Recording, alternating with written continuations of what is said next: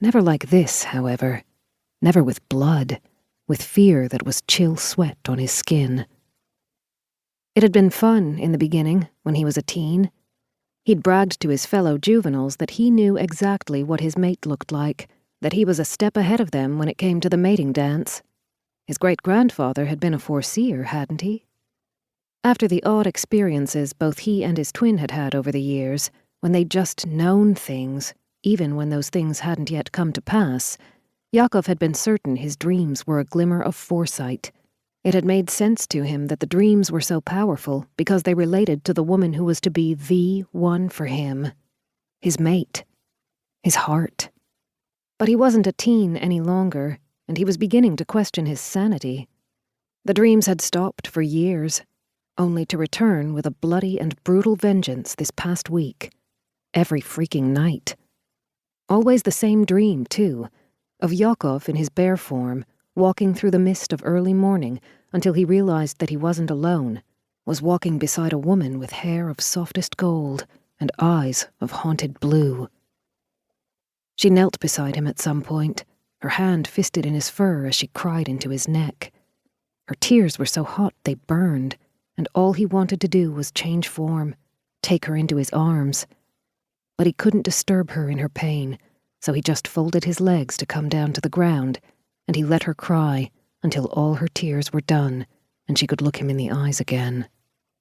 "I'm sorry," she always said, her voice husky. "It's too late, don't you see?" Then, without warning, came the blood, the terror, the dying. Yakov's muscles quivered as he held a plank, but he couldn't hold back the memory of his rage in the dream, the echo of his bear's growl of repudiation ringing in his ears. One thing he knew. The dreams hadn't been like this back when he'd been a kid. His mystery woman had been younger then, and he'd been in his human form, and though they'd met in the same misty clearing, she'd smiled at him in delighted surprise before they'd run through the flowers like small cubs playing a game. It had been a thing of sunshine and joy, not a horror of scarlet blood and a man made helpless to save his mate. Giving up on the push-ups when they did nothing to halt his thoughts of her, he sat back on the carpet he'd installed himself, despite the ribbing from his clanmates about getting soft. Hadn't the big furry mudoks all been jealous afterward and sidled up to him one after the other, asking about where to get the same plush carpet? "Why are you haunting me?" he demanded of the girl-become-woman he'd never met, never seen. He was starting to wonder if she was someone his great-grandfather had known. Dawe had been a powerful F-Psi, the real deal. Yakov and Pavel, in contrast, had only inherited a drop of his talent. With them, it was more a sense of intense intuition rather than a manageable ability. To Yakov, it felt like an itch under the skin when he knew he had to do something. He'd learned young not to fight the drive, because it never led him astray.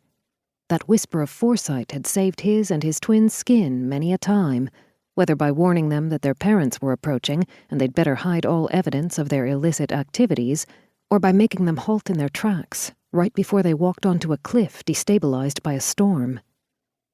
But Pavel didn't dream about a woman with haunted eyes. Not like Yakov. "That's because I like boys," Pavel had joked as an older teen, then waggled dark eyebrows identical to Yakov's. His eyes were a distinctive aqua green behind his spectacles, Pavel's vision the only physical difference between the two of them. "Maybe your future mate is Psi and is seducing you with telepathy." Back then, with the Psi keeping a firm distance from changelings as well as humans, the idea had made Yakov roll his eyes. "It's probably just some kind of weird psychic memory inherited from Denu." The word he and Pavel used to refer to their great-grandfather didn't officially come from any of the languages spoken inside their family unit.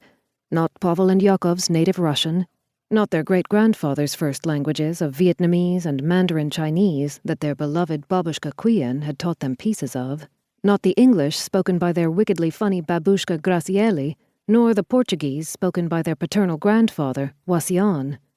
According to their mother, as toddlers they'd heard family members talking about their great-grandfather and tried to replicate his name, But in their baby mouths, Dawe Nguyen had come out sounding like Denu.